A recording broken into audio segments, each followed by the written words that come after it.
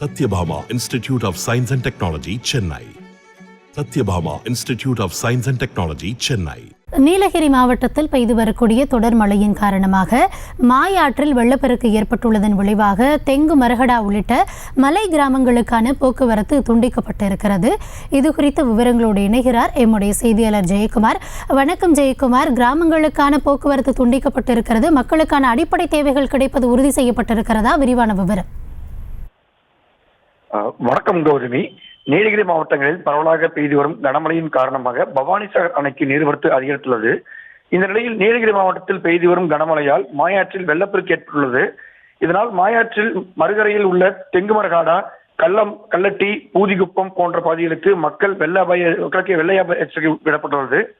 மாயாற்றில் வெள்ளப்பெருக்கு ஏற்படும் காலங்களில் தெங்குமரகாடு கிராமத்தில் இருந்து தங்களது அன்றாட தேவைக்காகவும் தாங்கள் விளைவிக்கும் விளைபொருட்களை பவானிசாகர் மற்றும் சத்தியமங்கலம் பகுதிக்கு கொண்டு செல்லும் விவசாயிகளுக்கு சிரமம் ஏற்பட்டது வழக்கம்.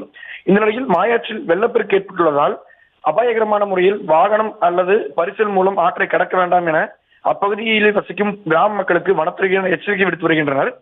மேலும் மாயாற்றில் ஏற்பட்ட வெள்ளப்பெருக்கால் தெங்குமரகாடில் இருந்து பள்ளி, கல்லூரி செல்லும் மாணவர்கள் மற்றும் பணிக்கு செல்வோர் மிகுந்த சிரமத்துக்கு உள்ளாகுவதோடு இது போன்ற வெள்ளம் வரும் காலங்களில் தங்களுக்கு அன்றாட தேவைகளை பூர்த்தி செய்து கொள்ள மாயாற்றின் குறுக்கே உயர்மட்ட பாலம் கட்டித்தர வேண்டும் என அப்பகுதி மக்கள் நீண்ட நாட்கள் கோரிக்கை விடுத்தும் இதுவரை எந்த அரசும் கோரிக்கையை நிறைவேற்றவில்லை என அப்பகுதி மக்கள் வேதனை தெரிவித்து வருகின்றனர்.